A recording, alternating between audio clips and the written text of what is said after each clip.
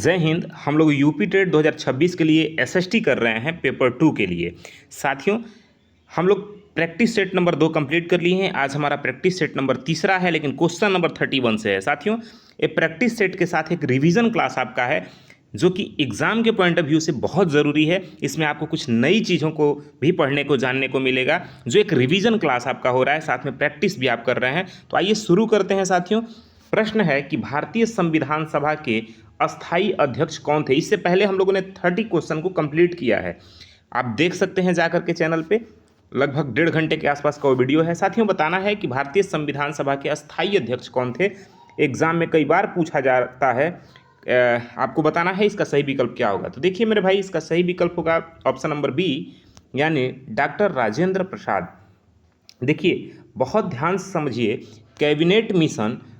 Cabinet mission योजना के तहत भारत का संविधान बनाने के लिए संविधान सभा का गठन होता है, ठीक है ना। और इसकी पहली बैठक होती है साथियों 9 दिसंबर 1946 को। फिर से समझिएगा कि कैबिनेट मिशन योजना के तहत भारत का संविधान बनाने के लिए एक संविधान सभा का गठन किया जाता है। यहाँ तक कोई दिक्कत? संविधान सभा का जब गठन होता है तो इसकी पहली बैठक होती है 9 दिसंबर 1946 को, ठीक है ना। इसके बाद 11 दिसंबर 1946 को इसकी दूसरी बैठक होती है, ठीक है। और दूसरी बैठक में डॉक्टर राजेंद्र प्रसाद को सर्वसम्मति से संविधान सभा का अस्थायी अध्यक्ष चुन लिया जाता है, ठीक है। और स्वतंत्रता के बाद भारत के प्रथम राष्ट्रपति बनते हैं। अगर हम बात करें अस्थायी अध्यक्ष की, तो मेरे भाई, जब संविधान सभा की पहली बैठक होती है 9 दिसंबर 1946 को, तो इस बैठक में जो सभा के सबसे बुजुर्ग व्यक्ति थे, सबसे वरिष्ठ व्यक्ति थे, तो वरिष्ठता के आधार पर डॉक्टर सच्चिदानंद सिन्हा जी को संविधान सभा का अस्थायी अध्यक्ष नियुक्त किया जाता है। एग्जाम में पूछा जाता है कि संविधान सभा के अस्थायी अध्यक्ष कौन थे, तो डॉक्टर सच्चिदानंद सिन्हा, ठीक है ना। और यह परंपरा फ्रांसीसी मॉडल पर आधारित थी, यानी जो अस्थायी अध्यक्ष की परंपरा थी, ये फ्रांसीसी मॉडल पर आधारित थी। ये आपको ध्यान रखना है। साथियों, अगर हम बात करें प्रारूप समिति की, ठीक है ना, तो ध्यान रखिएगा, संविधान का वास्तविक मसौदा या ड्राफ्ट तैयार करने वाले समिति को प्रारूप समिति कहा गया। और इसके जो अध्यक्ष थे वो डॉक्टर VR अम्बेडकर, यानी डॉक्टर भीमराव अम्बेडकर जी थे। और इस समिति में, यानी प्रारूप समिति में कुल 7 मेंबर थे, ठीक है ना। अंबेडकर को भारतीय संविधान का जनक कहा जाता है। आप सभी जानते हैं कि डॉक्टर BR अम्बेडकर जी को भारतीय संविधान का जनक कहा जाता है।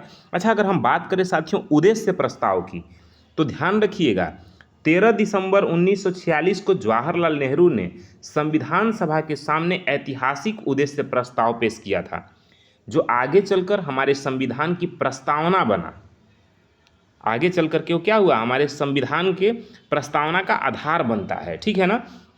टोटल प्रस्तावना नहीं बना, प्रस्तावना का आधार बना। अगर बात करें संवैधानिक सलाहकार की, तो मेरे भाई ध्यान रखेंगे, संविधान सभा के मुख्य कानूनी या संवैधानिक जो सलाहकार थे वो सर VN राव थे, यानी वेनेगल नरसिम्हा राव थे। ये आपको ध्यान रखना है। अगले प्रश्न की तरफ बढ़ते हैं। अगला प्रश्न आपके सामने है कि भारतीय संविधान की किस तिथि को पूर्ण रूप से लागू हुआ था। फिर से प्रश्न को समझिए और बताइए कि भारतीय संविधान किस तिथि को पूर्ण रूप से लागू हुआ था। आपको बताना है, क्या वह 15 अगस्त 1947 था जब भारतीय संविधान पूरी तरीके से लागू हो गया, या 26 नवंबर, या 26 जनवरी 1950, या 30 जनवरी 1950? बताइए। देखिए मेरे भाई, इसका सही विकल्प होगा ऑप्शन नंबर सी, यानी 26 जनवरी 1950 को हमारा संविधान पूरी तरीके से, पूर्ण रूप से लागू हुआ था।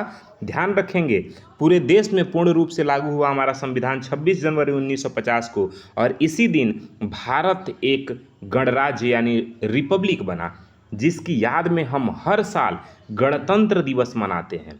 कब? 26 जनवरी को। संविधान को 26 जनवरी के दिन ही लागू करने का मुख्य ऐतिहासिक कारण यह था कि कांग्रेस ने 26 जनवरी 1930 को लाहौर में रावी नदी के तट पर पहली बार पूर्ण स्वाधीनता दिवस मनाया था। ध्यान रखेंगे, 26 जनवरी 1930 को कांग्रेस ने लाहौर में रावी नदी के तट पर साथियों पूर्ण स्वाधीनता दिवस मनाया था। इसीलिए इसी तारीख को हम 26 जनवरी यानी गणतंत्र दिवस मनाते हैं। और उसी दिन 26 जनवरी 1950 को हमारा संविधान पूर्ण तरीके से पूरे देश में लागू हुआ, ठीक है ना। तो ये ध्यान रखेंगे। आगे कुछ महत्वपूर्ण फैक्ट है, आप वो भी जान लीजिए, जो एग्जाम के पॉइंट ऑफ व्यू से बहुत ज़रूरी हैं। संविधान अंगीकार करने की तिथि, तो साथियों ध्यान रखिएगा, हमारा संविधान 26 नवंबर 1949 को बनकर तैयार हो गया और संविधान सभा द्वारा इसे अंगीकृत, अधिनियमित और आत्मार्पित कर लिया गया था। आप प्रस्तावना में भी पढ़ते होंगे, हम भारत के लोग भारत को एक संपूर्ण प्रभुत्व संपन्न समाजवादी धर्मनिरपेक्ष, इस तरह का प्रस्तावना आप पढ़ते होंगे, प्रस्तावना पढ़े होंगे, तो उसमें इस शब्द का जिक्र किया गया है, अंगीकृत, अधिनियमित और आत्मार्पित करते हैं। ध्यान रखिएगा। तो ध्यान रखिए 26 नवंबर 1949 को संविधान सभा द्वारा संविधान को अंगीकृत, अधिनियमित और आत्मार्पित किया गया था। इसी कारण प्रतिवर्ष 26 नवंबर को हम संविधान दिवस के रूप में मनाते हैं।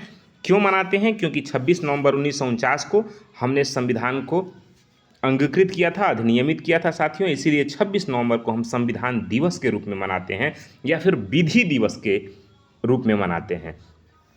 कुछ महत्वपूर्ण बात है वो भी जान लीजिए। आंशिक रूप से लागू होना, यानी 26 नवंबर 1949 को ही संविधान के कुछ महत्वपूर्ण अनुच्छेद जैसे नागरिकता, चुनाव, अंतरिम संसद से जुड़े कुल 15-16 अनुच्छेद तुरंत लागू कर दिए गए थे। संविधान को बनाने में मेरे भाई 2 वर्ष 11 माह और 18 दिन का समय लगा था संविधान लिखने में। इसमें कुल 64 लाख रुपए का खर्च आया था। अगर हम बात करें मूल संविधान की, तो मेरे भाई ध्यान रखिएगा, 26 जनवरी 1950 को लागू मूल संविधान में कुल 22 भाग, 395 अनुच्छेद और 8 अनुसूचियां शामिल थी। ये आपको ध्यान रखना है, ये हमारे मूल संविधान में था जब संविधान 26 जनवरी 1950 को लागू हुआ था। अगले प्रश्न की तरफ बढ़ते हैं। अगला प्रश्न आपके सामने है, भारतीय संविधान में नागरिकों को दिए मूल अधिकार यानी फंडामेंटल राइट्स किस देश के संविधान से प्रेरित है? बताइए।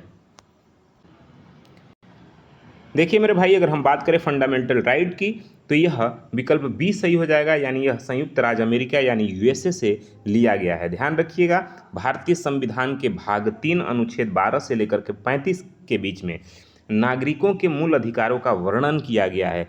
यह संकल्पना अमेरिका के संविधान में शामिल बिल ऑफ राइट्स से ली गई है। मूल अधिकार देश में राजनीतिक लोकतंत्र की स्थापना करते हैं। साथियों, ये सरकार की निरंकुशता पर रोक लगाते हैं, ये भी आपको ध्यान रखना है।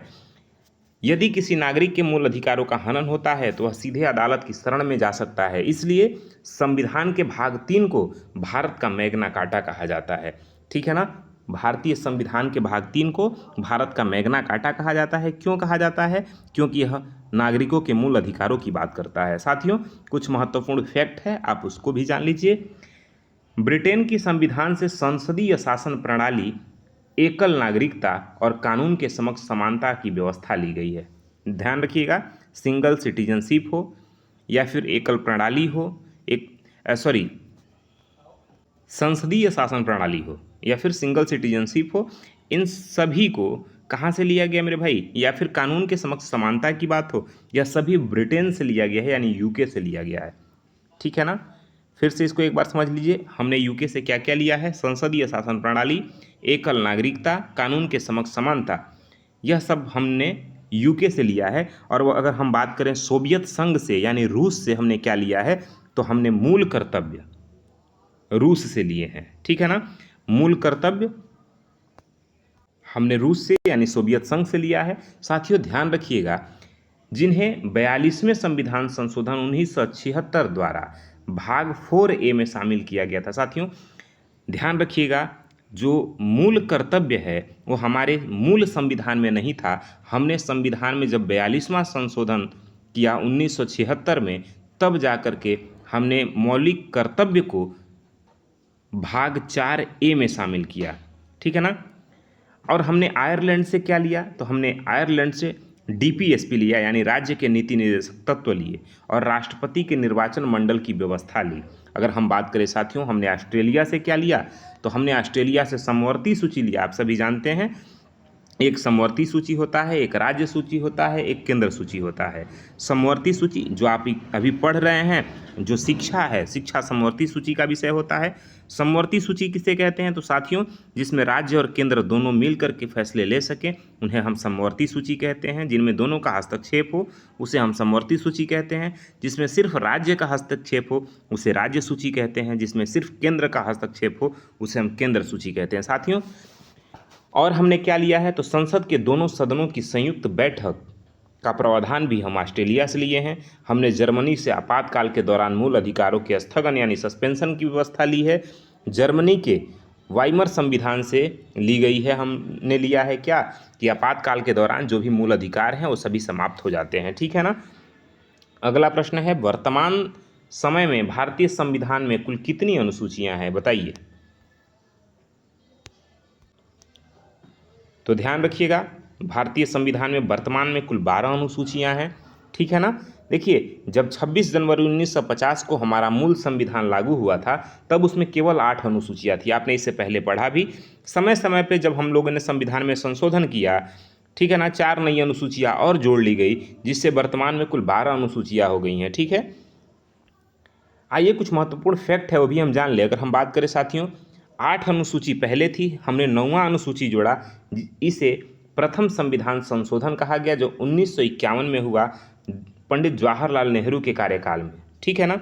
साथियों, यह मुख्य रूप से भूमि सुधार और जमींदारी उन्मूलन कानूनों से संबंधित था, जिन्हें न्यायिक समीक्षा से बचाना था। और फिर हमने 10वीं अनुसूची कब जोड़ा, 52वें संविधान संशोधन 1985 द्वारा। राजीव गांधी जी के कार्यकाल में यह जोड़ा गया। इसमें दल बदल विरोधी कानून के प्रावधान शामिल हैं, ठीक है ना।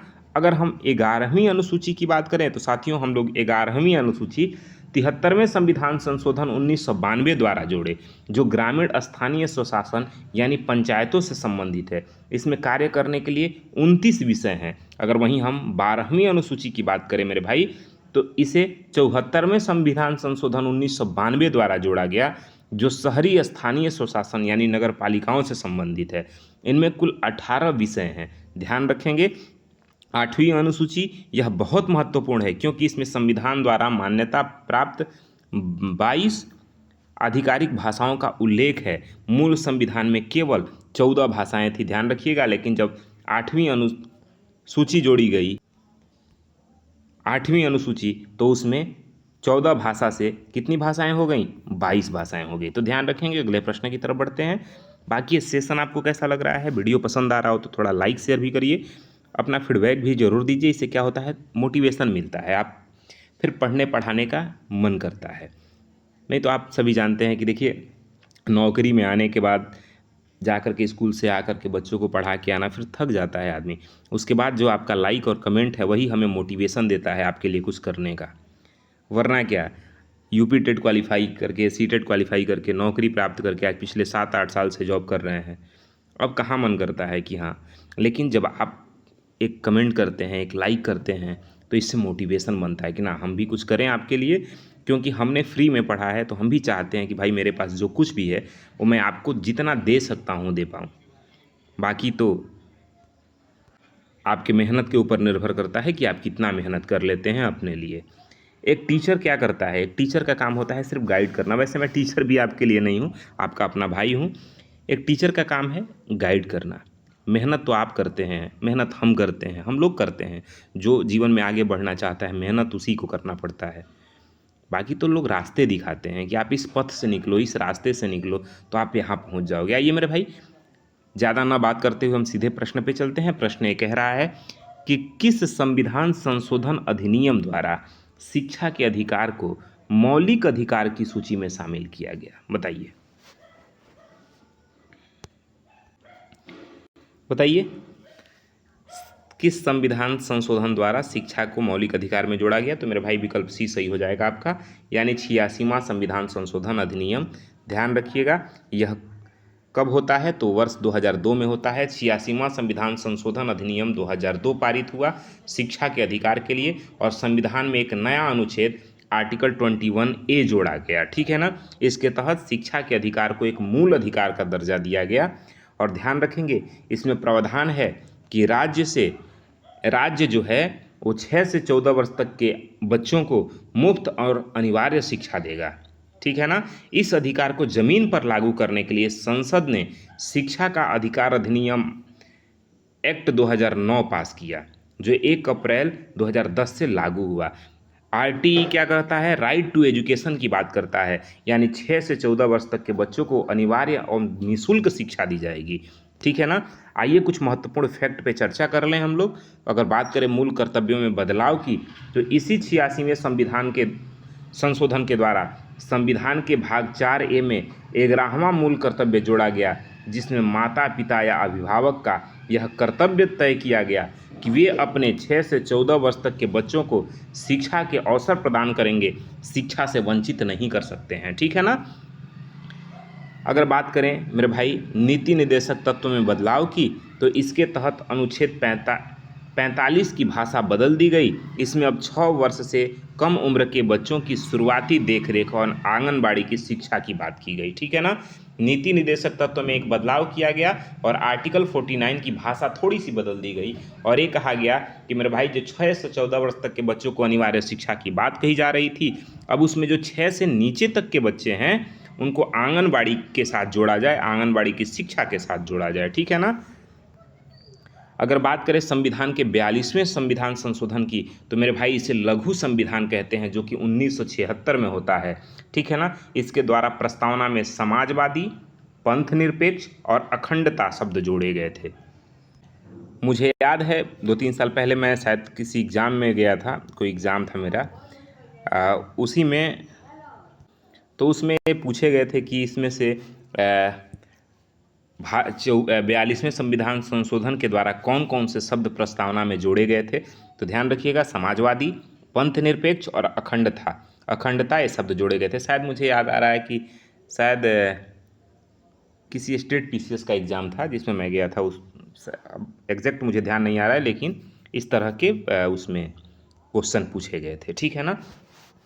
अच्छा ध्यान रखिएगा, शिक्षा को राज्य सूची से हटा दी करके, ध्यान रखिए 42वां जब संविधान संशोधन 1976 में हुआ, उस वक्त जो शिक्षा था ना वह राज्य सूची का विषय था, लेकिन 42वें संविधान संशोधन 1976 के द्वारा शिक्षा को राज्य सूची से हटा करके समवर्ती सूची में डाल दिया गया। ठीक है ना।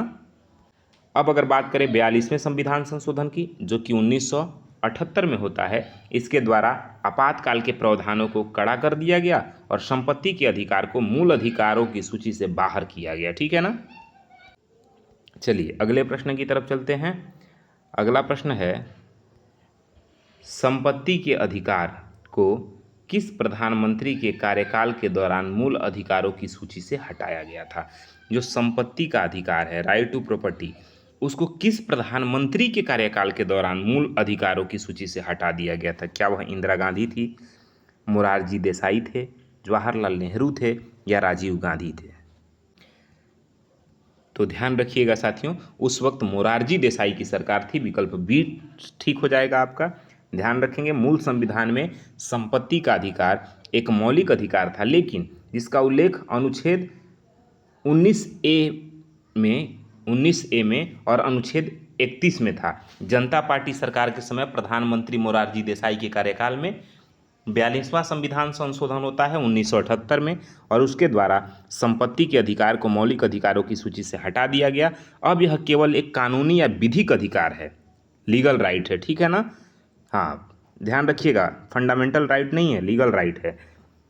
चलिए कुछ महत्वपूर्ण फैक्ट है वो भी जान लेते हैं कि मौलिक अधिकारों से हटाए जाने के बाद संपत्ति का जो अधिकार है उसको संविधान के भाग 12 के अनुच्छेद 300A के अंतर्गत सामान्य कानूनी अधिकार के रूप में रखा गया है। सवाल जब पूछा जाए कि पहले जो स्टार्टिंग में मूल संविधान में जो संपत्ति का अधिकार एक मौलिक अधिकार था वह किस आर्टिकल में था, तो साथियों 19A और अनुच्छेद 31 में था। लेकिन जब इसको मौलिक अधिकार से हटा दिया गया संपत्ति के अधिकार को, तो फिर इसको किस आर्टिकल में रखा गया, तो साथियों संविधान के भाग 12 के अनुच्छेद 300A में रखा गया। ये आपको ध्यान रखना है। आगे बढ़ते हैं। अच्छा, इससे होता क्या है, मान लीजिए संपत्ति के अधिकार को मौलिक अधिकार से हटा दिया गया, तो इससे होता क्या है, तो मेरे भाई इससे ये होगा कि सरकार कानून बना करके, ठीक है ना, सरकार कानून बना करके किसी की संपत्ति ले सकती है, लेकिन बिना कानून के नहीं ले सकती।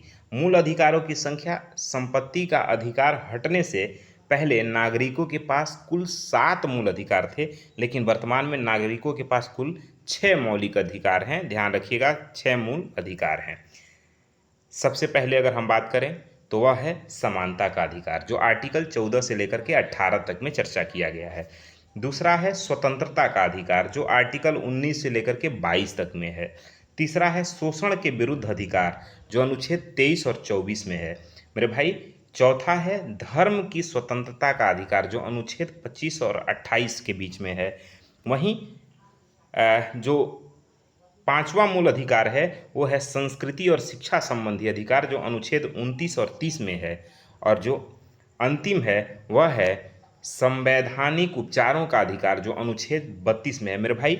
बहुत वेरी वेरी इंपॉर्टेंट है, ये इसे नोट करके याद रखिएगा, दिमाग में बैठा लीजिए, छाप लीजिए इसको कि आर्टिकल जो 32 है यानी संवैधानिक उपचारों का अधिकार, उसे डॉक्टर BR अम्बेडकर यानी डॉक्टर भीमराव अम्बेडकर जी ने इसे संविधान का आत्मा कहा है, संविधान का हृदय कहा है। जो आर्टिकल 32 है यानी मौलिक अधिकार, जो संवैधानिक उपचारों का जो अधिकार है, जो आर्टिकल 32 में है, उसे डॉक्टर भीमराव अंबेडकर ने संविधान का हृदय कहा है, आत्मा कहा है। ध्यान रखेंगे, क्योंकि इसके तहत मौलिक अधिकारों की रक्षा के लिए सुप्रीम कोर्ट 5 तरह की रीट जारी करता है। ठीक है ना। आगे बढ़ते हैं अगले प्रश्न की तरफ। अगला प्रश्न है, भारत के निर्वाचित राष्ट्रपति को उनके पद और गोपनीयता की शपथ कौन दिलाता है? बताइए, भारत के जो नवनिर्वाचित राष्ट्रपति होते हैं उनको कौन शपथ दिलवाता है? तो मेरे भाई ध्यान रखिएगा, वह चीफ जस्टिस ऑफ इंडिया होता है, यानी भारत का मुख्य न्यायाधीश। विकल्प सी आपका बिल्कुल ठीक है। ध्यान रखेंगे, भारतीय संविधान के आर्टिकल 60 में, ठीक है ना, भारतीय संविधान के अनुच्छेद 60 के अनुसार भारत के राष्ट्रपति को उनके पद की शपथ भारत के मुख्य न्यायाधीश यानी CJI द्वारा दिलाई जाती है।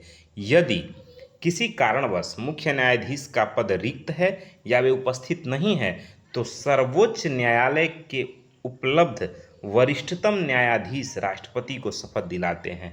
मान लीजिए चीफ जस्टिस ऑफ इंडिया किसी कारण से नहीं है या वो पद रिक्त है, तो उनके बाद उनके नीचे जो वरिष्ठतम न्यायाधीश होंगे वह उसको मतलब राष्ट्रपति को शपथ दिलवाएंगे। ठीक है ना। अगर हम बात करें इस्तीफे की, राष्ट्रपति के इस्तीफे की, तो ध्यान रखिएगा, राष्ट्रपति अपना त्यागपत्र मुख्य न्यायाधीश को नहीं बल्कि भारत के उपराष्ट्रपति को सौंपते हैं। दोनों अलग अलग विषय है। राष्ट्रपति को शपथ दिलवाने का कार्य कौन करता है? तो वह मुख्य न्यायाधीश, सुप्रीम कोर्ट के मुख्य न्यायाधीश। लेकिन जब राष्ट्रपति को अपना त्यागपत्र देना होता है तो वह भारत के उपराष्ट्रपति को सौंपता है, और उपराष्ट्रपति इसकी सूचना तुरंत लोकसभा अध्यक्ष यानी लोकसभा स्पीकर को दे देते हैं। अच्छा, अगर हम बात करें राष्ट्रपति की उम्र और आयु की, तो मेरे भाई ध्यान रखिएगा, यह चुनाव लड़ने के लिए 35 वर्ष की उम्र होनी चाहिए और वह भारत का नागरिक होना चाहिए। ठीक है ना। अच्छा, एक राष्ट्रपति के बारे में एक शब्द है महाभियोग, तो इसको भी जान लीजिए। राष्ट्रपति को उनके 5 वर्ष के कार्यकाल से पहले केवल संविधान के उल्लंघन के आरोप में आर्टिकल 61 के तहत, अनुच्छेद 61 के तहत संसद द्वारा चलाए जाने वाले महाभियोग की प्रक्रिया से ही हटाया जा सकता है। दूसरा कोई रास्ता नहीं है राष्ट्रपति को कार्यकाल से पहले हटाने का। ठीक है ना। अगर निर्वाचन मंडल की बात करें तो अनुच्छेद 54 में इसका चर्चा किया गया है कि राष्ट्रपति के चुनाव में जनता सीधे वोट नहीं देती। यह प्रत्यक्ष चुनाव नहीं होता, यह अप्रत्यक्ष चुनाव होता है। इसके चुनाव में यानी राष्ट्रपति के चुनाव में संसद के दोनों सदनों के निर्वाचित सदस्य और राज्यों और केंद्र शासित प्रदेश जैसे दिल्ली, पुडुचेरी, जम्मू कश्मीर की विधानसभाओं के केवल निर्वाचित सदस्य ही मतदान करते हैं। जो मनोनीत सदस्य होते हैं वोट नहीं कर सकते हैं, ये ध्यान रखिएगा। जो भी मनोनीत सदस्य होते हैं वोट नहीं करते हैं।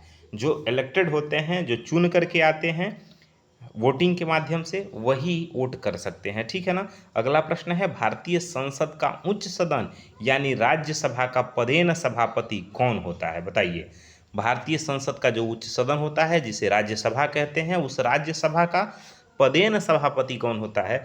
भारत का राष्ट्रपति, भारत का उपराष्ट्रपति, या राज्यसभा का उपसभापति, या प्रधानमंत्री? तो मेरे भाई सही विकल्प होगा वो हो जाएगा ऑप्शन नंबर बी, यानी भारत का उपराष्ट्रपति राज्यसभा का पदेन सभापति होता है। और इसकी चर्चा भारत के संविधान के अनुच्छेद 64 और अनुच्छेद 89 के अनुसार भारत का उपराष्ट्रपति पदेन रूप से राज्यसभा का सभापति होता है। अच्छा, पदेन शब्द का मतलब क्या होता है? जो व्यक्ति भारत का उपराष्ट्रपति चुना जाएगा वह स्वतः ही बिना किसी अलग चुनाव के राज्यसभा का अध्यक्ष या चेयरमैन बन जाएगा। इसको कहते हैं पदेन सभापति। पद पे आते ही, पद पे आसीन होते ही स्वतः उनको पद मिल जाएगा, ठीक है ना।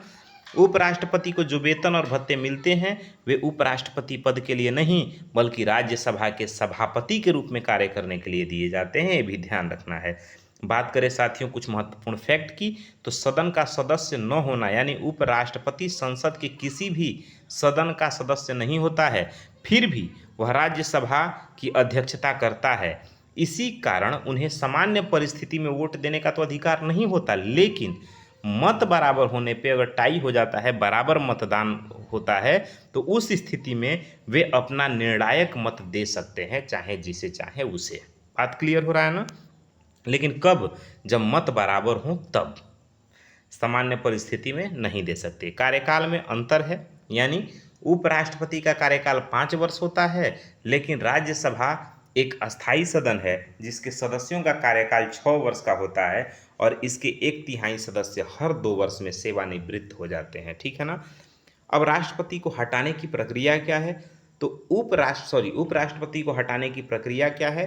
तो उपराष्ट्रपति को हटाने का प्रस्ताव सबसे पहले केवल राज्यसभा में ही पेश किया जा सकता है, लोकसभा में नहीं पेश होगा, ध्यान रखिएगा। अगर आपको उपराष्ट्रपति को हटाना है तो उसके लिए सबसे पहले प्रस्ताव राज्यसभा में ही पेश होगा, लोकसभा में नहीं होगा, जिससे लोकसभा की सहमति आवश्यक होती है, ठीक है ना। चलिए आगे बढ़ते हैं। इनकी न्यूनतम आयु वही 35 वर्ष है जो राष्ट्रपति की आयु होगी। आगे बढ़ते हैं। भारतीय संसद के निम्न सदन यानी लोकसभा की सदस्यता का चुनाव लड़ने के लिए न्यूनतम आयु सीमा क्या निर्धारित है, बताइए। तो ध्यान रखिए, संसद का चुनाव लड़ने के लिए उम्र 25 वर्ष चाहिए, विकल्प सी सही है। भारतीय संविधान के अनुच्छेद 84B के अनुसार कोई भी व्यक्ति जो लोकसभा का चुनाव लड़ना चाहता है उसकी न्यूनतम आयु 25 वर्ष होनी चाहिए, ठीक है ना। अच्छा, देश का प्रधानमंत्री भी न्यूनतम आयु 25 वर्ष हो सकती है, वह लोकसभा का सदस्य है तो वह प्रधानमंत्री बनने के योग्य है उम्र के आधार पे, ठीक है ना।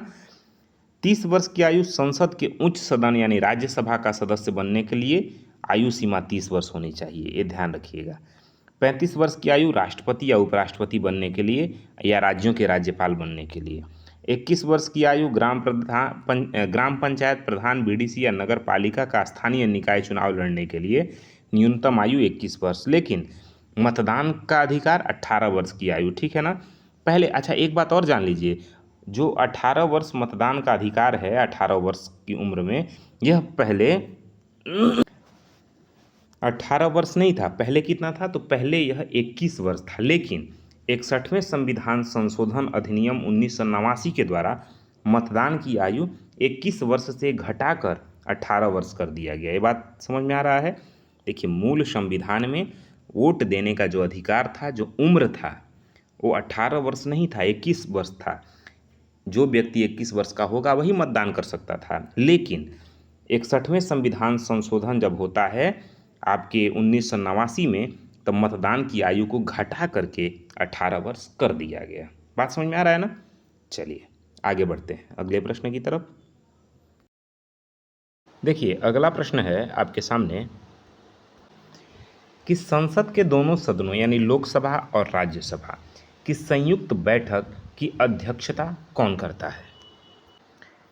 देखिए मेरे भाई, इसका जो सही विकल्प होगा वो हो जाएगा ऑप्शन नंबर डी, यानी लोकसभा का अध्यक्ष। लोकसभा के जो स्पीकर होते हैं वही संयुक्त बैठक करते हैं। ध्यान रखिएगा, जब किसी साधारण विधेयक को लेकर के लोकसभा और राज्यसभा के बीच कोई गतिरोध या मतभेद पैदा हो जाता है तो राष्ट्रपति संविधान के अनुच्छेद 108 के तहत दोनों सदनों की संयुक्त बैठक बुलाते हैं, ठीक है ना।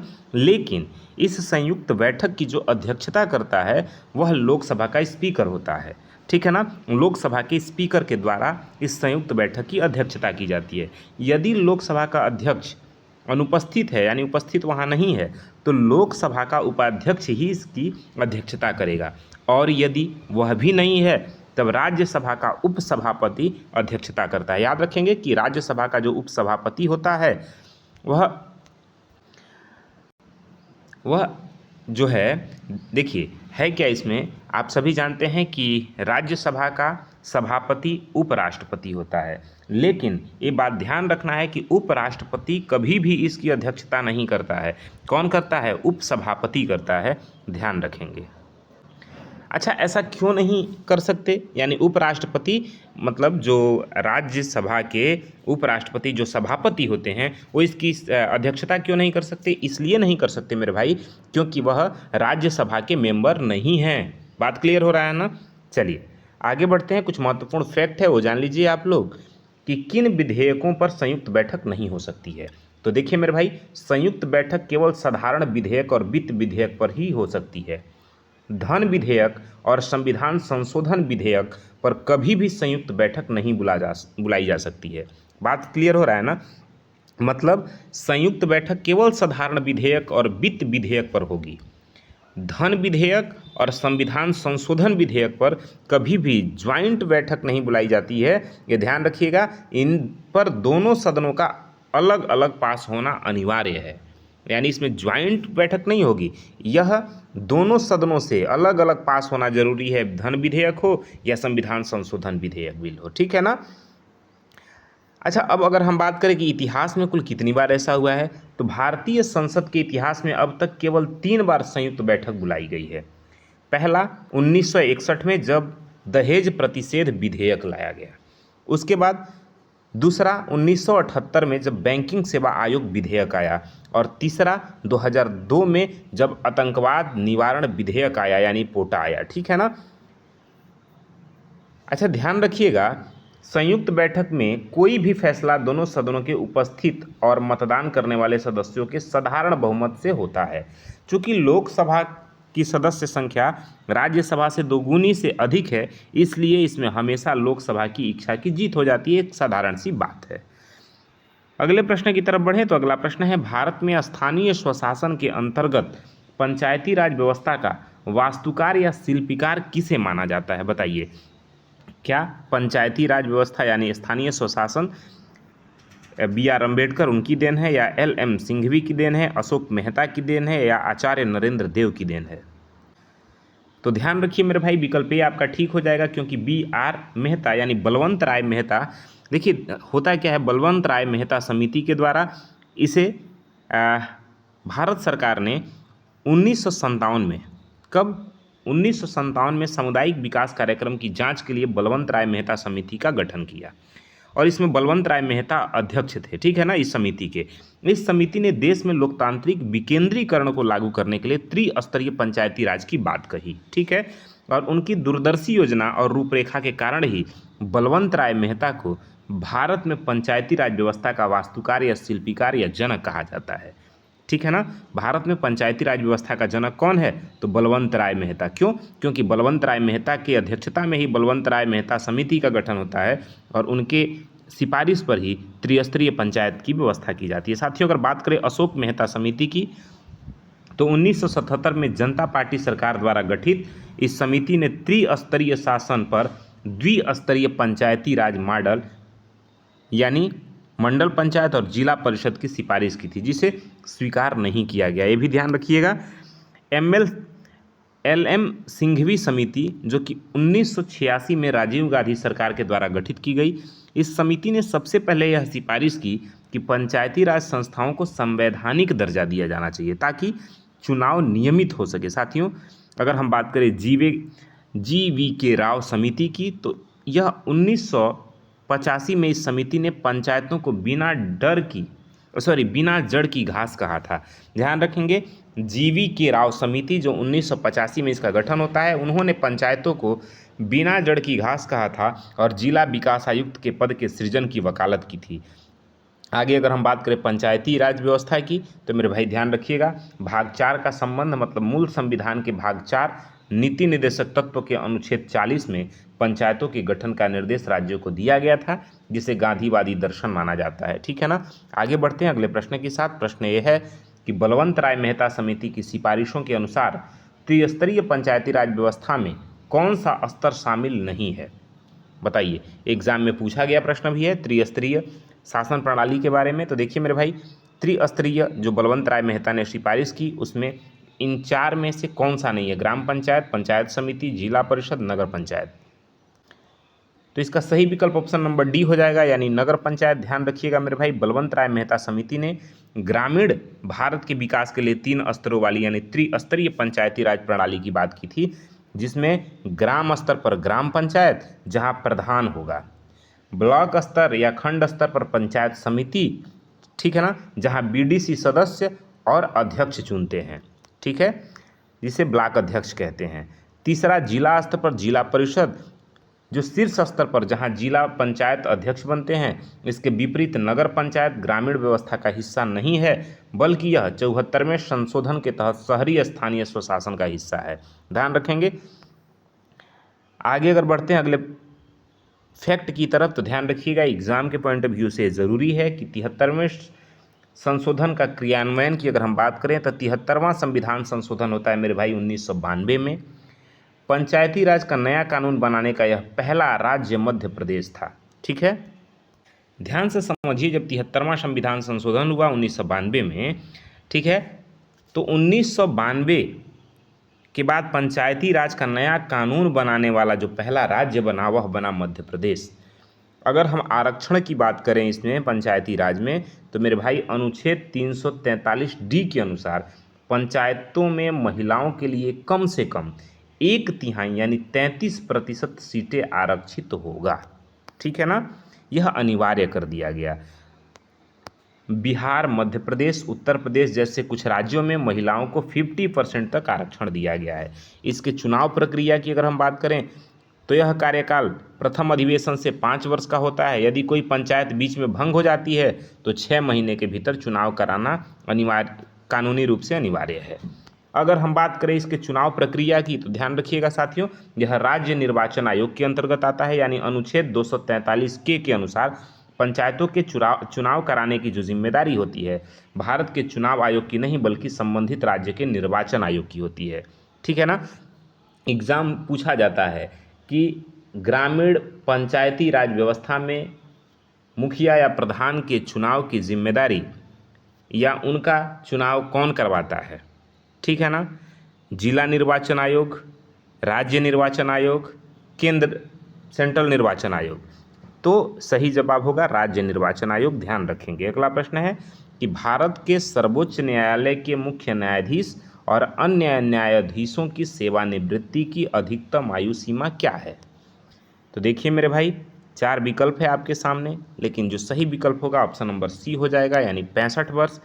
ध्यान रखिए, भारतीय संविधान के अनुच्छेद 124(2) के अनुसार देश के सर्वोच्च न्यायालय यानी सुप्रीम कोर्ट के न्यायाधीशों की जो सेवानिवृत्ति का समय है वो अधिकतम आयु 65 वर्ष निर्धारित है। सुप्रीम कोर्ट का न्यायाधीश बनने के लिए संविधान में न्यूनतम आयु सीमा का कोई उल्लेख नहीं है। साथियों, न्यायाधीश अपने पद से इस्तीफा राष्ट्रपति को संबोधित करके दे सकते हैं, ठीक है ना। अच्छा, अब आप कमेंट करके बताइए कि अगर राष्ट्रपति को अपना इस्तीफा देना होगा तो वो किसको देगा। बाकी आगे अगले प्रश्न की तरफ चलते हैं। उच्च न्यायालय हाईकोर्ट की अगर हम बात करें तो भारत के राज्यों में स्थित उच्च न्यायालय जो हाईकोर्ट है उसके न्यायाधीशों की रिटायरमेंट की आयु 62 वर्ष होती है। पहले यह 60 वर्ष थी, जिसे 15वें संविधान संशोधन 1963 में करके इसे बढ़ा करके 60 से 62 कर दिया गया। और सुप्रीम कोर्ट के 65 वर्ष, सुप्रीम कोर्ट के जजों की उम्र 65 वर्ष। अच्छा, इनको हटाने की प्रक्रिया क्या है जजों की? तो सुप्रीम कोर्ट और हाई कोर्ट के जजों को राष्ट्रपति अपनी मर्जी से नहीं हटा सकता, उन्हें केवल संसद के दोनों सदनों द्वारा विशेष बहुमत से पास कदाचार या असमर्थता के प्रस्ताव के आधार पर ही हटाया जा सकता है। साथियों, न्यायाधीशों की अगर हम संख्या की बात करें तो वर्तमान में सुप्रीम कोर्ट में मुख्य न्यायाधीश सहित कुल 34 न्यायाधीशों की स्वीकृति है, यानी 33 अन्य जज और 1 CJI chief justice of India.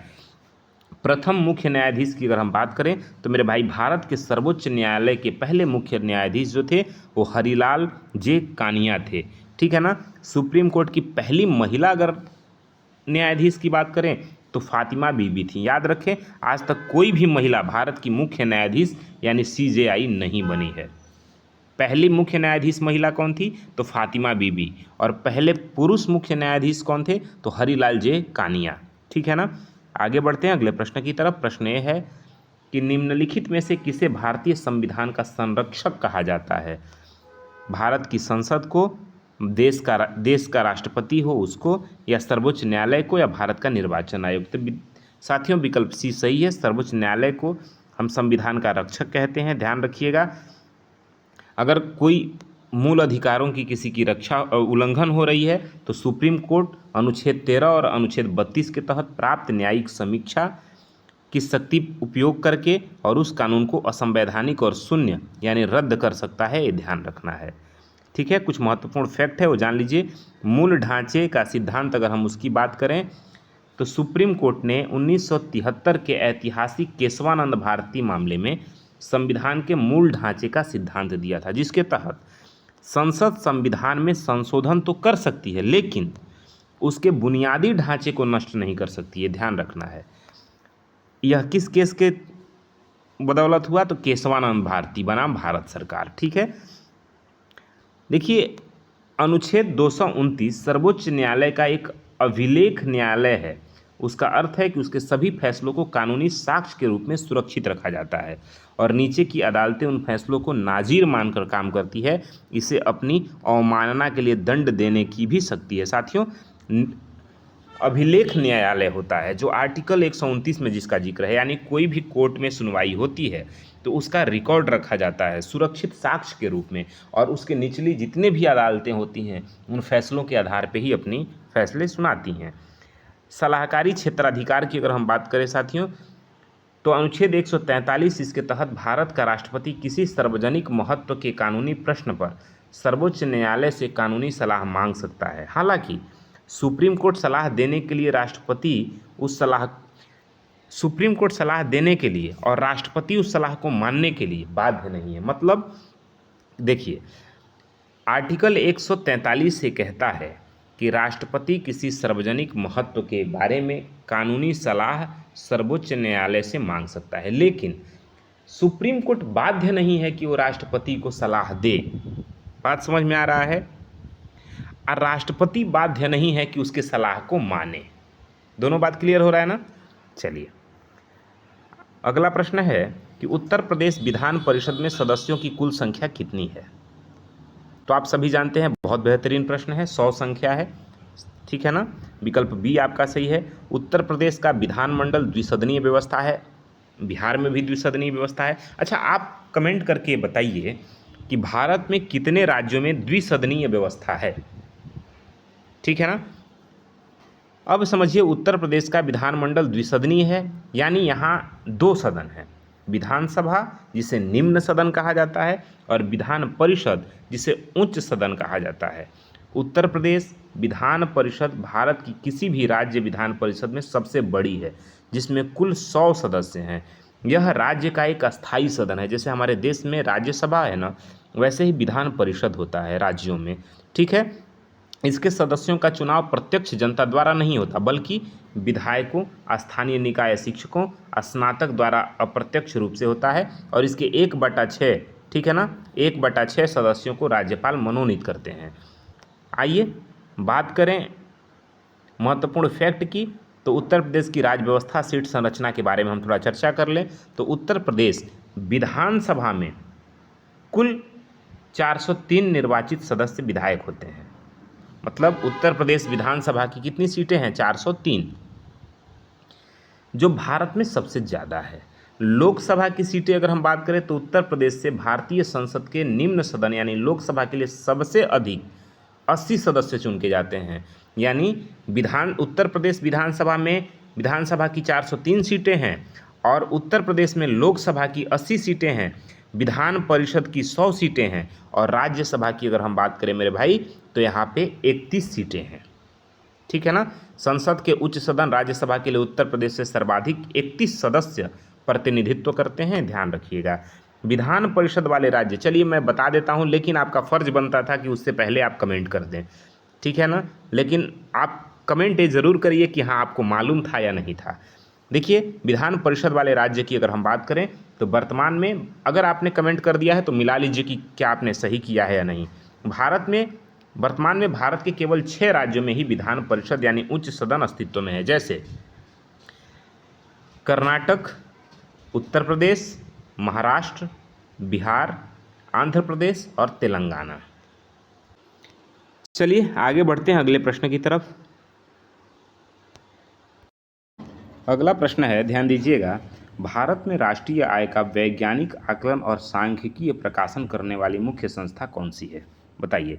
National income जो होता है उसकी वैज्ञानिकी आकलन और सांख्यिकीय प्रकाशन करने वाली संस्था का नाम क्या है? क्या वह नीति आयोग करता है, आरबीआई करता है, या एनएसओ यानी राष्ट्रीय सांख्यिकी कार्यालय करता है, या फिर केंद्रीय वित्त मंत्रालय करता है? देखिए मेरे भाई, इसका सही विकल्प ऑप्शन नंबर सी हो जाएगा, यानी इसे राष्ट्रीय सांख्यिकी कार्यालय करता है। ध्यान से समझिए इसको। भारत में राष्ट्रीय आय यानी जीडीपी, एनएनपी आदि की गणना और सांख्यिकीय आंकड़े जारी करने का जो भी कार्य होता है वो मुख्य रूप से राष्ट्रीय सांख्यिकी कार्यालय, ठीक है ना, उसके द्वारा किया जाता है। यह सांख्यिकी और कार्यक्रम कार्यान्वयन मंत्रालय के अधीन काम करता है। साथियों, सीएसओ यानी केंद्रीय सांख्यिकी संगठन और एनएसएसओ यानी राष्ट्रीय प्रतिदर्श सर्वेक्षण कार्यालय का आपस में विलय करके वर्ष 2019 में इस एकीकृत यानी एनएसओ का गठन किया गया था। साथियों, अगर हम बात करें कुछ महत्वपूर्ण फैक्ट की, तो प्रथम प्रयास इसके लिए दादा भाई नौरोजी ने किया। भारत में राष्ट्रीय आय का सबसे पहला आकलन 1867 और 68 में दादा भाई नौरोजी ने अपनी पुस्तक poverty and unarbitrary rule in India में किया था। साथियों ध्यान रखिएगा, poverty and unarbitrary rule in India, उस पुस्तक में उन्होंने 1867 और 68 के आसपास भारत में राष्ट्रीय आय का सबसे पहले आकलन किया था। उन्होंने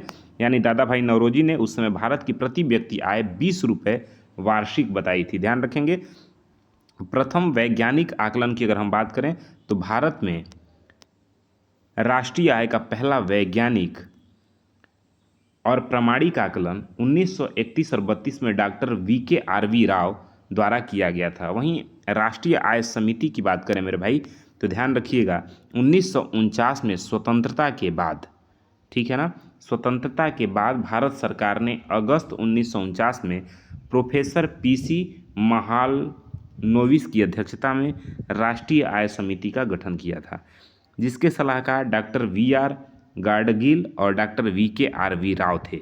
ध्यान रखेंगे, केंद्रीय संगठन, इसकी स्थापना 2 मई 1951 को हुई थी, जिसने दशकों तक भारत में राष्ट्रीय आय की गणना का जिम्मा संभाला था। साथियों, अगले प्रश्न की तरफ बढ़ें तो अगला प्रश्न आपके सामने है। प्रश्न ये कह रहा है कि प्लान्ड इकोनॉमी फॉर इंडिया नामक ऐतिहासिक पुस्तक के लेखक कौन है जिन्होंने भारत में आर्थिक नियोजन की नींव रखी थी? बताइए। तो ध्यान रखिएगा, इसका सही विकल्प होगा option number A, M Visvesvaraya, ठीक है ना। साथियों, मैसूर के पूर्व दीवान और भारत के महान इंजीनियर सर मोक्षगुंडम विश्वेश्वरैया ने वर्ष 1934 में भारत के लिए नियोजित अर्थव्यवस्था पुस्तक लिखी थी, ठीक है ना। ये ध्यान रखेंगे, किसने लिखा था? तो सर मोक्षगुंडम विश्वेश्वरैया ने 1934 में प्लान्ड इकोनॉमी फॉर इंडिया पुस्तक लिखी थी। इस पुस्तक में उन्होंने 10 वर्षों में भारत के राष्ट्रीय विकास और औद्योगिकरण की एक विस्तृत रूपरेखा प्रस्तुत की थी। ध्यान रखिएगा साथियों। आगे बढ़ें कुछ महत्वपूर्ण फैक्ट की तरफ। तो राष्ट्रीय नियोजन समिति, इसकी स्थापना 1938 में होती है। कांग्रेस के हरिपुरा अधिवेशन के समय सुभाष चंद्र बोस के प्रयासों से राष्ट्रीय नियोजन समिति का गठन किया गया था, जिसके अध्यक्ष पंडित जवाहरलाल नेहरू बनाए गए थे। बॉम्बे प्लान की अगर हम बात करें तो 1944 में मुंबई के 8 बड़े उद्योगपतियों ने, जिसमें JRD टाटा और GD बिरला शामिल थे, इन्होंने मिल करके भारत के विकास के लिए 15 वर्ष की एक योजना बनाई थी, जिसे बॉम्बे प्लान कहा जाता है। अगर हम बात करें सर्वोदय योजना की, तो 1950 में गांधीवादी सिद्धांतों पर आधारित इस प्रसिद्ध योजना को जयप्रकाश नारायण यानी JP नारायण ने 1950 में प्रस्तुत किया था। वहीं प्रोफेसर अमर्त्य सेन की अगर हम बात करें तो भारत के महान अर्थशास्त्री हैं, जिन्हें 1998 में कल्याणकारी अर्थशास्त्र और अकाल के विश्लेषण के लिए अर्थशास्त्र का नोबेल पुरस्कार भी दिया गया था, ठीक है ना। आगे बढ़ते हैं। कृषि के क्षेत्र में वैश्विक स्तर पर हरित क्रांति के जनक कौन माने जाते हैं? 4 विकल्प आपके सामने हैं, तो ध्यान रखिएगा मेरे भाई, सही विकल्प ऑप्शन नंबर ए हो जाएगा, यानी डॉक्टर MS स्वामीनाथन, ठीक है ना। अच्छा, इनको एम.एस. स्वामीनाथन को इस महान कार्य के लिए, ध्यान रखिएगा, 1970 में नोबेल शांति पुरस्कार प्रदान किया गया था। अच्छा, एक बात और ध्यान आपको रखना है कि कृषि में नोबेल नहीं होता, उन्हें शांति का नोबेल मिला था, ठीक है ना। हरित क्रांति जो कि कृषि से संबंधित है, जो उपज बढ़ाने के लिए, लेकिन चूंकि कृषि में तो नोबेल मिलता नहीं है, इसलिए उन्हें शांति का नोबेल मिला था, ठीक है ना। भारत में हरित क्रांति के जो जनक हैं वो डॉक्टर एम.एस. स्वामीनाथन है, ध्यान रखिएगा। उन्हें बोरलॉग के बीजों को भारतीय परिस्थितियों के अनुकूल ढालकर पंजाब और हरियाणा और पश्चिमी उत्तर प्रदेश में लागू किया, ठीक है। अगर बात करें इस क्रांति की शुरुआत की, तो मेरे भाई ध्यान रखिएगा, हरित क्रांति की शुरुआत 1966 और 67 यानी तृतीय पंचवर्षीय योजना के अंत और योजना के अवकाश के समय हुआ। साथियों, इसमें सबसे ज़्यादा लाभ गेहूं की फसल को हुआ। आगे बढ़ते हैं अगले प्रश्न की तरफ। दुधवा राष्ट्रीय उद्यान उत्तर प्रदेश के किस जिले में स्थित है, जो राज्य का एकमात्र राष्ट्रीय उद्यान है? तो साथियों, हमने कल भी चर्चा किया था पहले आपके उस पे प्रैक्टिस सेट में। आज फिर से ये प्रश्न आपके सामने है, तो विकल्प लखीमपुर खीरी हो जाएगा, ध्यान रखेंगे। प्रश्न है कि आधिकारिक राजकीय वृक्ष कौन सा है उत्तर प्रदेश का? तो विकल्प आपके सामने है, बताइए। उत्तर प्रदेश सरकार द्वारा घोषित राज्य का आधिकारिक जो राजकीय वृक्ष है वो विकल्प सी यानी अशोक हो जाएगा, ध्यान रखेंगे आप लोग। राजकीय पक्षी सारस और क्रॉच हो जाएगा। राजकीय जलीय जीव गंगा डॉल्फिन हो जाएगा, जो 2023 में अक्टूबर में इसे उत्तर प्रदेश सरकार ने घोषित किया था, ध्यान रखिएगा। वहीं राजकीय पुष्प की बात करें तो यह पलाश हो जाएगा, जिसे 2011 में घोषित किया गया, ठीक है ना। राजकीय चिन्ह की बात करें तो ध्यान रखिएगा, एक वृत्त है, वृत्त के भीतर दो मछलियां हैं, एक तीरधनुष है, गंगा यमुना नदियों का संगम है, जिसे 1938 में स्वीकार किया गया था। अगला प्रश्न है, इतिहास में प्राचीन भारत का पहला प्रामाणिक ग्रंथ राजतरंगिणी किसके द्वारा लिखा गया था? तो इसका सही विकल्प हो जाएगा कल्हड़, विकल्प ए ठीक हो जाएगा, ध्यान रखेंगे। अगले प्रश्न की तरफ बढ़ें तो अगला प्रश्न आपके सामने है कि भारतीय राष्ट्रीय आंदोलन के दौरान वर्ष 1905 में हुए प्रसिद्ध बंगाल विभाजन के समय भारत का वायसराय कौन था? तो वह था लॉर्ड कर्जन, ठीक है। ये प्रश्न मैं जल्दी जल्दी इसलिए कर रहा हूं क्योंकि ये प्रश्न मैं आपको ऑलरेडी करा चुका हूं। चलिए अगला प्रश्न है, पृथ्वी के धरातल पर स्थित मुख्य 3 प्रकार के चट्टानों में से कोयला और पेट्रोलियम मुख्य रूप से किस चट्टान में पाए जाते हैं, बताइए। ये 4 विकल्प आपके सामने है, जिसका सही ऑप्शन होगा अवसादी चट्टान, विकल्प नंबर बी, ध्यान रखेंगे मेरे भाई।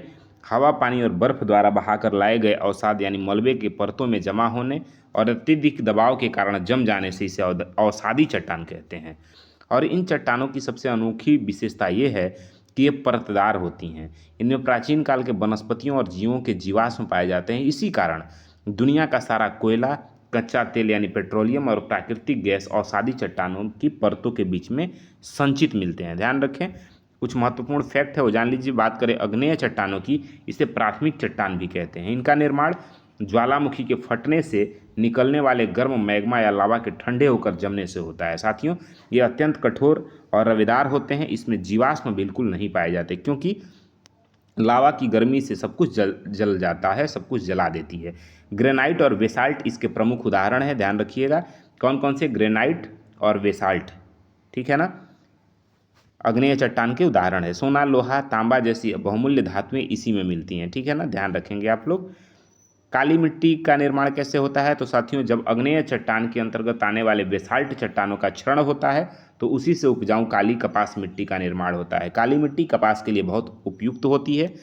बात करें कायांतरित चट्टान की, तो मेरे भाई अत्यधिक ताप और दाब के कारण जब अग्नेय या अवसादी चट्टानों का रूप पूरी तरह बदल जाता है तो रूपांतरित चट्टान बनाती है। जैसे ध्यान रखिएगा, चूना पत्थर अवसादी से बदलता है, ठीक है ना, चूना पत्थर जो अवसादी है बदल जाता है, फिर संगमरमर रूपांतरित में, फिर कोयला अवसादी अत्यधिक दबाव से बदल जाता है हीरा रूपांतरित में, ग्रेनाइट अग्नेय है बदल जाता है नीस में, ठीक है ना। अगले प्रश्न की तरफ बढ़ते हैं। अगला प्रश्न है, भारत के भूगोल के अंतर्गत 10 डिग्री चैनल निम्नलिखित में से किन 2 भूभागों को भौगोलिक रूप से एक दूसरे से अलग करता है? 10 डिग्री चैनल, बताइए। 4 ऑप्शन आपके सामने है, सही विकल्प कौन सा होगा? देखिए मेरे भाई, सही विकल्प ऑप्शन नंबर ए होगा, यानी अंडमान द्वीप को निकोबार द्वीप से अलग करता है, ध्यान रखेंगे। बंगाल की खाड़ी में स्थित भारत के केंद्र शासित प्रदेश अंडमान निकोबार द्वीप समूह में 10 डिग्री उत्तरी अक्षांश रेखा गुजरती है। यह जलमार्ग इतना चौड़ा है कि इसे 10 डिग्री चैनल कहा जाता है। यह जलमार्ग उत्तर में स्थित अंडमान निकोबार द्वीप समूह, विशेषकर लिटिल अंडमान को दक्षिण में स्थित निकोबार द्वीप समूह से अलग करता है, ठीक है ना। आइए कुछ महत्वपूर्ण जलमार्ग की अगर बात करें तो पाक जलडमरू मध्य, यह बहुत बार पूछा जाता है एग्जाम में, ध्यान रखेंगे। यह भारत के तमिलनाडु को श्रीलंका से अलग करता है और मन्नार की खाड़ी को बंगाल की खाड़ी से जोड़ता है। श्री राम सेतु जो आदम का पुल है इसी क्षेत्र में स्थित है। वहीं डंकन पास की बात करें तो यह दक्षिण अंडमान और लघु अंडमान के बीच स्थित यह संकरा जलमार्ग है। वहीं 9 डिग्री चैनल की बात करें तो यह मुख्य रूप से लक्षद्वीप समूह को उसके सबसे दक्षिणी द्वीप यानी मिनिकॉय से अलग करता है। अगर 8 डिग्री चैनल की बात करें तो यह भारत के मिनिकॉय द्वीप को पड़ोसी देश मालदीव से अलग करता है। वहीं कोको चैनल की बात करें तो यह अंडमान द्वीप समूह से के उत्तर में स्थित है, जो भारत के अधिकार वाले अंडमान को म्यांमार के कोको द्वीप से अलग करता है, ठीक है ना। अगले प्रश्न की तरफ बढ़ें तो भारतीय संविधान के अंतर्गत किसी भी विधेयक को धन विधेयक के रूप में प्रमाणित करने का अंतिम और निर्णायक अधिकार किसके पास होता है? तो यह मेरे भाई ध्यान रखिएगा, लोकसभा के स्पीकर के पास होता है, विकल्प सी सही है, ठीक है ना। आगे बढ़ते हैं अगले प्रश्न की तरफ कि संविधान के किस अनुच्छेद के तहत राज्यों में राज्यपाल की सहायता और सलाह के लिए एक मुख्य मंत्री और मंत्रिपरिषद के गठन का प्रावधान है? 4 विकल्प है आपके सामने, देख लीजिए। तो इसका सही विकल्प ऑप्शन नंबर बी हो जाता है, अनुच्छेद 163, ठीक है ना। अनुच्छेद 163 यह स्पष्ट करता है कि जिन बातों में संविधान ने राज्यपाल को अपने विवेक से कार्य करने की शक्ति दी है, उन्हें छोड़कर राज्यपाल को उनके अन्य प्रशासनिक कार्यों में सहायता और सलाह देने के लिए राज्यों में एक मंत्रिपरिषद होगा और उसका एक मुख्यमंत्री होगा, ठीक है। चलिए, अनुच्छेद 164 नियुक्ति से संबंधित है। इसके तहत मुख्यमंत्री की नियुक्ति राज्यपाल करेगा, ठीक है ना, राज्य का राज्यपाल करता है। और फिर मुख्यमंत्री की सलाह पर अन्य मंत्रियों की नियुक्ति की जाती है। मंत्री सामूहिक रूप से राज्य की विधानसभा के प्रति उत्तरदायी होते हैं। अनुच्छेद 153 की अगर हम बात करें तो इसके अनुसार प्रत्येक राज्य के लिए एक राज्यपाल होगा। हालांकि 7वें संशोधन 1956 द्वारा यह प्रावधान भी किया गया कि एक ही व्यक्ति को 2 या 2 से अधिक राज्यों का राज्यपाल भी नियुक्त किया जा सकता है। साथियों, सवाल पूछा जाएगा एक राज्यपाल को एक से अधिक राज्यों में राज्यपाल नियुक्त किस संविधान संशोधन द्वारा किया गया? तो 7वें संविधान संशोधन 1956, ठीक है, आर्टिकल 153। प्रथम महिला राज्यपाल की अगर हम बात करें तो ध्यान रखिएगा सरोजनी नायडू बनी थी, जो उत्तर प्रदेश की प्रथम महिला राज्यपाल थी। आधुनिक भारत के इतिहास में महात्मा गांधी द्वारा भारत में चलाया गया पहला सफल सत्याग्रह या आंदोलन कौन सा था?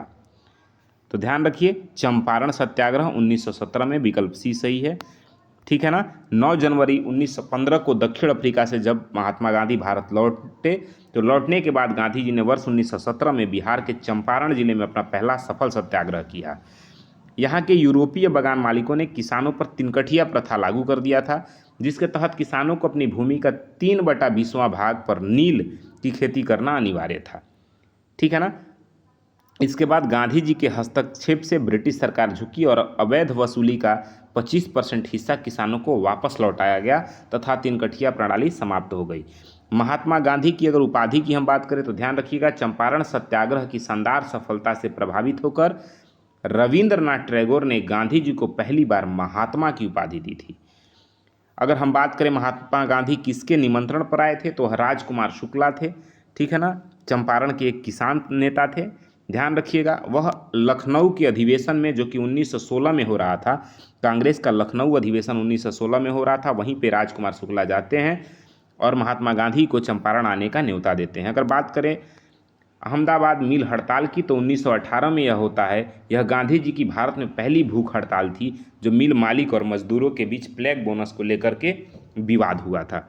वहीं अगर खेड़ा सत्याग्रह की बात करें मेरे भाई तो 1918 में खेड़ा सत्याग्रह होता है। गुजरात के खेड़ा में फसल नष्ट होने के बाद भी सरकार लगान वसूल रही थी। इसके खिलाफ किसान असहयोग आंदोलन था। यह पहली बार पहला वास्तविक किसान असहयोग आंदोलन था। इसमें उनके साथ सरदार वल्लभ भाई पटेल भी शामिल थे। ध्यान रखिएगा, पूछा जाता है कि कौन से आंदोलन में सरदार वल्लभ भाई पटेल महात्मा गांधी के साथ रहे, तो खेड़ा सत्याग्रह 1918 गुजरात में। अगला प्रश्न है, भूगोल के वायुमंडल टॉपिक के अंतर्गत वायु की आर्द्रता को शुद्धता से मापने के लिए किस वैज्ञानिक यंत्र का उपयोग किया जाता है, बताइए। विकल्प आपके सामने 4 है, देखिए और बताइए। सही विकल्प है मेरे भाई विकल्प सी, हाइड्रोमीटर। ध्यान रखिएगा, हाइड्रोमीटर है। हवा या वायुमंडल में मौजूद अदृश्य जलवाष्प की मात्रा को, यानी आर्द्रता, जो हवा में जो जलवाष्प की मात्रा होती है उसे आर्द्रता कहते हैं, ठीक है ना। और वायुमंडलीय आर्द्रता को मापने के लिए, यानी इसी जलवाष्प को मापने के लिए हम हाइड्रोमीटर यानी आर्द्रता मापी यंत्र का प्रयोग करते हैं, ठीक है ना, जो एग्जाम में अक्सर पूछा जाता है। ध्यान रखिएगा, हाइड्रोमीटर। यह यंत्र द्रवों के विशिष्ट घनत्व को मापने के लिए इस्तेमाल होता है, जैसे कि तेल या पानी का गाढ़ापन। अगर हम बात करें बैरोमीटर की, तो मेरे भाई यह वायुमंडल के वायु दाब को मापने का सबसे प्रमुख यंत्र है। यदि बैरोमीटर का सूचकांक पारा अचानक नीचे गिर जाए तो यह तूफान आने का संकेत होता है, ये भी ध्यान रखना है। अगर बात करें एनीमोमीटर की, तो यह पवन की गति और उसकी दिशा मापने के लिए होता है। वहीं लैक्टोमीटर की बात करें तो साथियों इसका उपयोग दूध की शुद्धता मापने के लिए और घनत्व मापने के लिए किया जाता है। अगर हम बात करें सिस्मोमीटर की या सिस्मोग्राफ की, तो यह भूकंप की तीव्रता यानी भूकंप की तरंग को मापने के लिए किया जाता है प्रयोग। अगला प्रश्न है, भारतीय अर्थव्यवस्था के अंतर्गत प्राथमिक क्षेत्र में निम्नलिखित में से कौन सी आर्थिक गतिविधि शामिल नहीं है, बताइए। तो देखिए, प्राथमिक क्षेत्र में, प्राइमरी रिसोर्स में वस्त्र निर्माण नहीं आता है, विकल्प डी सही है, ध्यान रखेंगे। अच्छा, अगर द्वितीयक क्षेत्र की हम बात करें, सेकेंडरी सेक्टर की, तो औद्योगिक क्षेत्र भी कहते हैं। इसमें विनिर्माण जैसे मकान या सड़क बनाना, बिजली, गैस और जलापूर्ति शामिल है। इसमें कच्चे माल का मूल्यवर्धन किया जाता है। अगर तृतीय क्षेत्र की बात करें तो इसे सेवा क्षेत्र कहा जाता है। इसमें किसी वस्तु का उत्पादन नहीं होता, बल्कि प्राथमिक और द्वितीयक क्षेत्रों को सहायता देने के लिए सेवाएं दी जाती है, जैसे बैंकिंग, बीमा, परिवहन, शिक्षा, स्वास्थ्य, पर्यटन, ठीक है ना। भारत में आज भी सबसे ज़्यादा आबादी लगभग 45 से 48% रोजगार के लिए प्राथमिक क्षेत्र यानी कृषि पर निर्भर है। सेवा क्षेत्र में, तृतीय क्षेत्र में लगभग 53 से 55%। वहीं अगर बात करें साथियों, वर्तमान में कृषि का हिस्सा घट करके 15 से 18% तक आ गया है, जो एक चिंता का विषय है। इस सीरीज का अंतिम प्रश्न है, ध्यान रखिएगा। ऐतिहासिक और धार्मिक दृष्टि से प्रसिद्ध चौरी चौरा नामक स्थान उत्तर प्रदेश के किस जिले में स्थित है, जहां हुई हिंसा के कारण गांधी जी ने असहयोग आंदोलन वापस लिया था। तो साथियों आपको बताना है कि चौरी चौरा कांड कहाँ हुआ था, तो यह गोरखपुर में, ध्यान रखिएगा, गोरखपुर जिले में स्थित है, विकल्प बी सही है। बात है 4 फरवरी 1922 को। असहयोग आंदोलन के प्रदर्शनकारियों की भीड़ और स्थानीय पुलिस के बीच भयंकर टकराव हुआ, जिसके बाद भीड़ ने क्रोधित होकर के थाने में आग लगा दी, जिसमें थानेदार सहित कुल 22 पुलिसकर्मियों की मृत्यु हो गई, जो जिंदा जल के मर गए। उसके तुरंत बाद 12 फरवरी 1922 को बारदोली में कांग्रेस की बैठक बुलाकर महात्मा गांधी ने क्या किया, इस असहयोग आंदोलन को हमेशा के लिए स्थगित कर दिया, यानी वापस ले लिया। कुछ महत्वपूर्ण फैक्ट है वो जान लीजिए। असहयोग आंदोलन की शुरुआत गांधी जी के नेतृत्व में, यह पहला बड़ा राष्ट्रव्यापी आंदोलन 1 अगस्त 1920 को शुरू हुआ था। उसी दिन सुबह भारत के महान नेता बाल गंगाधर तिलक की मृत्यु हो गई थी, जिनकी याद में आंदोलन के फंड के लिए तिलक स्वराज फंड बनाया गया था। आंदोलन वापस लेने का विरोध, गांधी जी द्वारा अचानक आंदोलन वापस लिए जाने के फैसले का देश के बड़े नेताओं ने, खासकर सुभाष चंद्र बोस, जवाहरलाल नेहरू, चित्तरंजन दास ने कड़ा विरोध किया था। बोस ने इसे राष्ट्रीय संकट कहा था। वहीं स्वराज पार्टी की अगर हम बात करें तो 1923 में असहयोग आंदोलन के बंद होने से निराश होकर चित्तरंजन दास यानी CR दास और मोतीलाल नेहरू ने कांग्रेस से अलग होकर जनवरी 1923 में प्रयागराज यानी इलाहाबाद में स्वराज पार्टी का गठन किया था। साथियों अगर बात करें कुशीनगर की, तो ध्यान रखिएगा, कुशीनगर गोरखपुर के पास स्थित है, जहां बौद्ध धर्म के प्रवर्तक महात्मा बुद्ध का महापरिनिर्वाण है, जो 483 ईसा पूर्व में मलगढ़ राज्य में यह हुआ करता था। ठीक है, तो ये आपके रहे वो महत्वपूर्ण प्रश्न जिनके एग्जाम में पूछे जाने की संभावना है। अगर आपको ये सेशन पसंद आ रहा हो या प्रैक्टिस सेट अच्छा लग रहा हो तो अपना फीडबैक हमें ज़रूर दें, अपने दोस्तों के साथ भी इसे साझा करें। चैनल पर नए हैं तो सब्सक्राइब कर लीजिए और वीडियो पसंद आए तो लाइक करिए। बाकी मिलते हैं अगले क्लास में अगले प्रैक्टिस सेट के साथ, तब तक के लिए जय हिंद।